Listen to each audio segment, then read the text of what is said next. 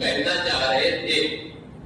یعنی ایک سوال ایسا تھا کہ آپ جواب دیں گے, جواب کے بعد میرا کاؤنٹر جواب یہ ہوگا کہ اچھا ٹھیک ہے, دیکھیے ان کے والد نہیں, ان کے والد خدا ہے.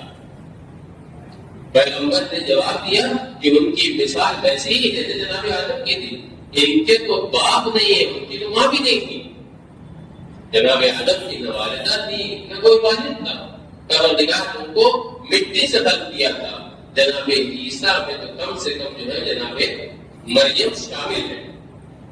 یہ بات طے ہو گئی. ان کو بات سمجھ میں نہیں آئی, قبول کرنے کے تیار نہیں ہوئے. ابھی تک کیا ادعا تھا کہ اگر آپ کی بات ہمیں سمجھ میں آ جائے گی تو ہم قبول کر لیں گے.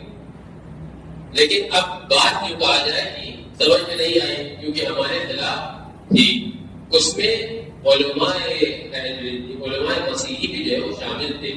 یعنی جو ڈیلیگیشن آیا تھا وہ عام افراد کا ڈیلیگیشن نہیں تھا. یہ ڈیلیگیشن میں جو ہے وہ اسقف اگر آج کی زبان میں کہا جائے تو اگر پوپ نہ بھی کہا جائے تو پوپ کے نیچے جو ہے اس کو کیونکہ آج کے زمانے میں جو پوپ کے لیے عربی میں ترجمہ ہوتا ہے وہ ہوتا ہے اسقف اعظم, یعنی اسقفوں میں سب سے بڑا.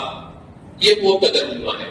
تو اگر آپ پوپ نہ بھی کہیے تو کوئی معمولی عالم دین نہیں آیا تھا.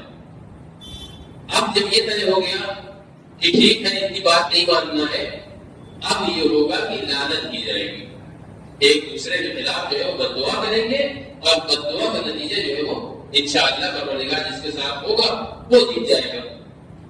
جب وہاں میٹنگ سے باہر نکلے تو یہ واپس میں گفتگو ہو رہی ہے کہ اگر یہ چھوٹے ہوئے نعوذ باللہ اگر پیغمبر اکرم چھوٹے ہوئے تو اس میں ہمارا کیا فائدہ ہے. ایمان کی کمزوری یہ دیکھیں کہ بلا مسیحی ہے لیکن اللہ کے اوپر اتنا ہی بھروسہ نہیں ہے کہ ہم اگر اللہ کی لعنت جھوٹوں کے اوپر کریں گے تو قبول ہوگی. جس طریقے سے ہم اپنے بارے میں کہہ سکتے ہیں کہ ہم نے کبھی نہیں سوچا کہ ہم ان کے خلاف جو ہے بد دعا کریں گے.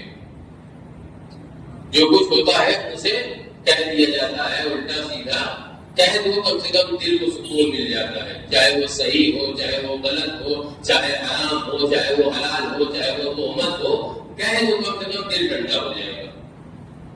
انہوں نے یہ دکھایا کہ ان کے اندر ذوق ایمان پایا جاتا ہے. تو اب یہ گفتگو چل رہی ہے کہ اگر ہم سچے بھی ہوئے اور یہ آدمی غلط بھی ہوا تو ہمارا کیا فائدہ ہوگا. اس میں تو ہمارا کوئی فائدہ نہیں ہے.